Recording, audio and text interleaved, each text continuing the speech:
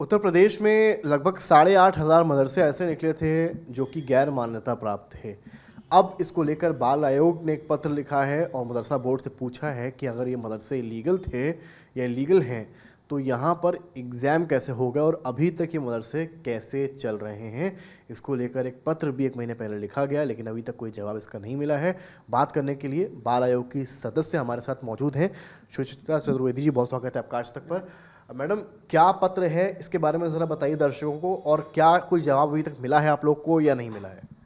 नहीं, अभी कोई इसका जवाब तो नहीं मिला। ये पत्र हमने 12/6 को लिखा था और इसमें यही पूछा था, जब हमने अखबारों में देखा कि मदरसे में परीक्षाएं संचालित हो रही हैं तो ये पूछा गया कि भाई जो मदरसे, जैसे अभी आपने बताया कि 8,500 मदरसा इन्होंने गैर मान्यता प्राप्त चिन्हित किए, उन मदरसों में परीक्षा हुई क्या? अगर परीक्षा हुई तो वो बच्चों के भविष्य के साथ आपने क्यों खिलवाड़ किया? और ये इन मदरसों के खिलाफ आपने किया क्या? जो 8,500 मदरसे थे, क्योंकि हमने इनसे कई बार पूछा, पहले तो हमने इनसे लिस्ट मांगी कि आप हमें वो 8,500 मदरसों की लिस्ट दे दीजिए। इन्होंने आज तक हमको लिस्ट प्रोवाइड नहीं कराई। और उसके बाद जब पूछा कि आप परीक्षा कैसे करा रहे हैं तो लगभग 2 महीने से ज़्यादा का समय हो गया, इन्होंने अभी हमको वो तक नहीं बताया। एक बच्चा जो इस गैर मान्यता प्राप्त मदरसे में अगर उसने परीक्षा दी होगी, वो पढ़ रहा है, तो उसके आगामी भविष्य उसका क्या होगा? ये एक बहुत बड़ा प्रश्न बाल आयोग के सामने है। किस बिना पे परीक्षा कराई जा रही है? हाँ, यही तो मैंने पूछ रही हूँ कि आपने, अगर वो मदरसा गैर मान्यता प्राप्त है तो उस मदरसे में आप परीक्षा कैसे करा सकते हैं? क्योंकि उसके बाद इन्होंने कोई एक्शन तो लिया नहीं 8,500 मदरसों पर। तो ये चिन्हीकरण, ये सर्वे, इतना बवाल, इतना समय और इतने पैसे की बर्बादी, एक बड़ा क्वेश्चन है कि काम किया क्यों गया? सिर्फ इसीलिए तो किया गया था कि जो गैर मान्यता प्राप्त मदरसा है उन मदरसों को चिन्हित किया जाए, उनको बंद किया जाए, और जो पोर्टल पर आना चाहते हैं वो सरकार के पोर्टल पर आएँ। तो हम ये पूछना चाहते हैं कि कितने मदरसे थे जो कि सरकार के पोर्टल पर आ गए, या सरकार के द्वारा इनके जो अल्पसंख्यक विभाग है उसने क्या कार्यवाही की? पत्र लिखे हुए 1 महीना आपको हो गया लगभग, पर ये बात तब उठी जब बिहार वाला केस आया। बिहार के बच्चों ने क्या हुआ था उसमें? आप नहीं, वो केस तो अभी का है, वो तो अभी थर्सडे का केस है। पर ये तो वो भी लीगल मदरसे में जा रहा है। हाँ, बिल्कुल। तो विषय वही है कि एक 6 बच्चे हैं, जो 6 बच्चे बिहार से आ रहे थे। मेरे पास दिल्ली से एक मुक्ति फाउंडेशन है, उसने सूचना दी, तो हमने उस बस के लिए, वो बस अवध चौराहे पर रुकनी थी, वहाँ से हमने चाइल्ड लाइन को भेजा और ASTU को भेजा, एंटी ह्यूमन ट्रैफिकिंग यूनिट है, उसको भेजा। उन लोगों ने 6 बच्चे रेस्क्यू किए, साथ में 2 पुरुषों को उसमें से निकाला। ये बच्चे जब पता किया तो ये बच्चे सदरौना में एक मदरसा संचालित है जहाँ पर पढ़ते। आप जानकर आश्चर्य होंगे समर्थ कि वहाँ पर जब हम लोग जाकर देखा तो वहाँ पर 12 बच्चे और थे। वो 12 बच्चे और ये 6 बच्चे सभी बिहार के बच्चे हैं। तो क्या बिहार में कहीं पर भी कोई मदरसा नहीं है? और जो पढ़ाने वाले शिक्षक है वो भी यहाँ पर आया हुआ है, वो भी बिहार से ही है और यहाँ पर पढ़ा रहा है। तो ये और गैर मान्यता प्राप्त मदरसा है। तो हम इन सब, ये तमाशा, अगर और गैर मान्यता प्राप्त है तो ये सर्वे में वो गैर मान्यता प्राप्त आया क्यों नहीं, और आया तो बंद क्यों नहीं हुआ?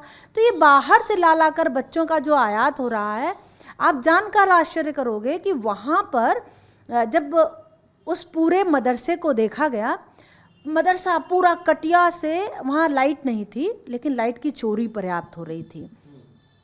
बच्चों के 3 कमरे थे वहाँ पर, ज़मीन मैट लगी हुई थी, जो भी ऊबड़ खाबड़ एकदम फर्श था उस पर मैट डाल रखी थी, और उस मैट पर ही बच्चा सोता था। ये तो चलो कोई बात नहीं। वहाँ 12 बच्चे थे, 12 थालियाँ नहीं थी खाना खाने के लिए, वहाँ पर शौचालय नहीं था, वहाँ पर केवल वज़ू करने के लिए उन्होंने व्यवस्था कर रखी थी और किसी चीज़ की कोई व्यवस्था नहीं थी। ये बहुत बड़ा क्वेश्चन मार्क है कि चूँकि हम बाल आयोग हैं तो बाल आयोग का कार्य ही है कि बच्चे को शिक्षा के अधिकार से जोड़ना। आप ये तमाशे क्यों कर रहे हैं? बाहर से ला लाकर बच्चों, एक भी बच्चा लोकल स्तर का उस मदरसे में नहीं था। वो लेटर भी दिखा देते हैं, वो लेटर आपके पास है, दर्शकों को भी एक बार दिखा देते हैं कि लेटर में क्या आया था। ये देखिए ऑफिशियल कॉपी लेटर की है, पॉइंटर्स पे ध्यान दीजिए अगर आप यहाँ पर, तो लिखा गया है बाल आयोग की तरफ से उक्त मदरसों में कितने मदरसे अभी तक संचालित हैं इसकी मांगी गई जानकारी, मदरसों में कितने मदरसे बंद हो गए इसकी जानकारी मांगी गई जो अभी तक शायद नहीं दी गई है, फिर मदरसों में से कितने मदरसों ने मान्यता प्राप्त कराने हेतु पुनः आवेदन किया है, फिर मदरसों के बच्चों की अध्ययन स्थिति क्या है, यानी किस तरह से उनको वहाँ पढ़ाया जा रहा है या उनकी प्रेजेंट स्थिति क्या है, मदरसों में कुछ ऐसे भी बच्चे थे जिनके माता पिता दोनों का देहांत हो गया था, उनकी अभी स्थिति क्या है। ये आप लेटर देख सकते हैं, उत्तर प्रदेश राज्य बाल अधिकार संरक्षण आयोग द्वारा लिखा गया है। किसको लिखा गया है? अल्पसंख्यक कल्याण एवं वक्फ विभाग को लिखा गया है। सदस्य जिनसे हम बातचीत कर रहे हैं डॉक्टर शुचिता चतुर्वेदी। तो मैम ये बताइए कि इसको लेकर और भी तमाम बातें सामने आई थी, आपके पास एक और लिस्ट भी है जिसमें डिग्रीज को लेकर भी काफ़ी बहस हुई थी पहले। हाँ, और इस पर भी मुझे लगता है कि मदरसा बोर्ड को भी थोड़ा सा ध्यान देना चाहिए। एक गजट है, सरकारी गजट है, और ये मदरसे को इसमें पूरा का पूरा कैसे मदरसा संचालित होगा, ये सारी पूरी व्यवस्था इन्होंने इसमें दी गई है। ये कहते हैं कि अगर प्रिंसिपल होगा या प्रवक्ता होगा यानी कि लेक्चरर होगा या और भी लोग होंगे जो एक मदरसे में फैकल्टी होगी, उसको फाजिल और कामिल की डिग्री उसके पास होनी चाहिए। अगर प्रमोशन चाहिए तो भी चाहिए, नहीं तो आपके पास 5 साल का और अनुभव होना चाहिए। आप हाई स्कूल पास हैं यानी कि मौलवी हैं तो भी आपके पास 5 साल का अनुभव होना चाहिए। लेकिन ये एक जगह लिखते हैं कि अगर आपको प्रमोशन आपका होगा तो आपके पास कामिल और फाजिल की डिग्री, इनमें से कोई एक डिग्री होनी चाहिए। ये है कि ये डिग्री इनके पास होनी चाहिए। मेरा प्रश्न है कि ये जो कामिल और फाजिल है ये कहाँ से मान्यता प्राप्त डिग्रियां हैं? ये डिग्रियां कहाँ से मान्यता प्राप्त हैं? क्योंकि जितना हम जान रहे हैं ये अभी तक इसमें प्रयासरत हैं कि शायद जो अपनी उर्दू अरबी फ़ारसी यूनिवर्सिटी है वो, यानी कि अब जो भाषा विश्वविद्यालय हो गया, उस भाषा विश्वविद्यालय से इन्होंने प्रयास किया कि इनको कामिल और फाजिल की डिग्री मान्यता प्राप्त हो जाए। समझ बड़ा मतलब इंटरेस्टिंग भी ये चीज़ है कि अगर आप कहीं पर भी आप जाएं किसी मदरसे में, बड़ा मदरसा हो, और आप वहाँ पर पूछें कि आपके यहाँ बीए चलता है, तो कहते हैं हाँ मैडम बीए चलता है हमारे यहाँ, एमए भी चलता है मैडम, यानी कि कामिल और फाजिल हमारे यहाँ चलता है। मान्यता कहाँ से है? तो क्या मदरसा बोर्ड दे देता है। एक बोर्ड यानी कि जैसे यूपी बोर्ड है, आईसीएसई बोर्ड है, सीबीएसई बोर्ड है, वैसे ही तो मदरसा बोर्ड है। ये मदरसा बोर्ड हायर एजुकेशन को मान्यता देने लगा तो फिर यूजीसी का क्या मतलब है?